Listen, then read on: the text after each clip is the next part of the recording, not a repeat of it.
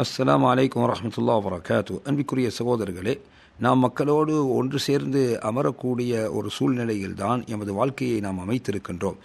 இந்த சூழ்நிலையில் நாம் எவ்வாறு நடந்து கொள்ள வேண்டும் என்பதை மார்க்கம் எங்களுக்கு கற்றுத்தருகின்றது. எனவே ஒரு சபைக்கு நீங்கள் வந்தால் சலாம் கூறிவிட்டு வாருங்கள், ஒரு சபையை விட்டு நீங்கள் பிரிந்து சென்றால் சலாம் கூறிவிட்டு செல்லுங்கள் என்று நபி அவர்கள் எங்களுக்கு கற்றுத்தந்திருக்கிறார்கள். ஒரு சபைக்கு நாம் வந்துவிட்டால் அந்த சபை எங்கு முடிவடைகின்றதோ அங்கு நாம் அமர்ந்து கொள்ள வேண்டும்.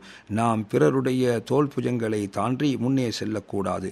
ஜாபிர் ரலியல்லாஹு அவர்கள் சொல்கிறார்கள், நபி ஸல்லல்லாஹு அலைஹி வஸல்லம் அவர்களோடு நாம் இருக்கும்போது எங்களில் ஒருவர் சபைக்கு வந்தால் சபை முடியும் இடத்தில் அமர்ந்து விடுவார்.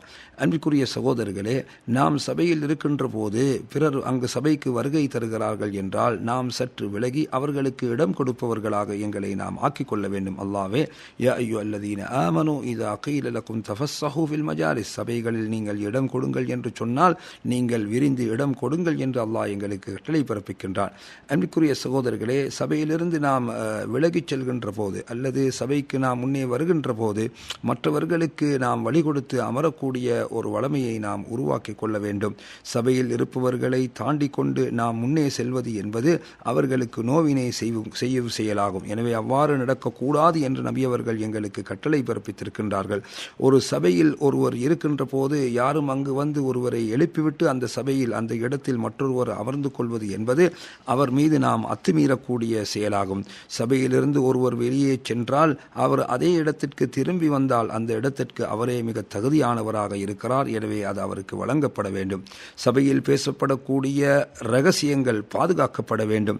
சகோதரர்களே, சபையில் கதைக்கப்படக்கூடிய அம்சங்களை நாம் வெளியே பரத்தி ஃபித்னாக்களை உருவாக்கக்கூடாது.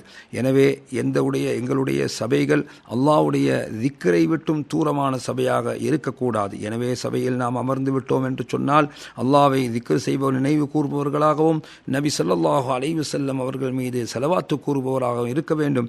இவ்வாறு அமையாத சபைகள் நாளை மறுமையில் கவலைக்குரிய சபைகளாக இருக்கும் என்பதை நபி ஸல்லல்லாஹு அலைஹி வஸல்லம் அவர்கள் எங்களுக்கு உணர்த்தினார்கள். எனவே சபையில் அமர்ந்த நாம் அந்த சபையை முடித்து நாம் செல்பவர்களாக இருந்தால் சுப்ஹானக்கல்லாஹும்ம வ பிஹம்திக அஷ்ஹது அல்லா இலாஹ இல்லா அன்த அஸ்தக்ஃபிருக வ அதூபு இலைக என்ற இந்த இஸ்திக்ஃபாரை கூறி அந்த சபையை முடித்து செல்பவர்களாக இருக்க வேண்டும்.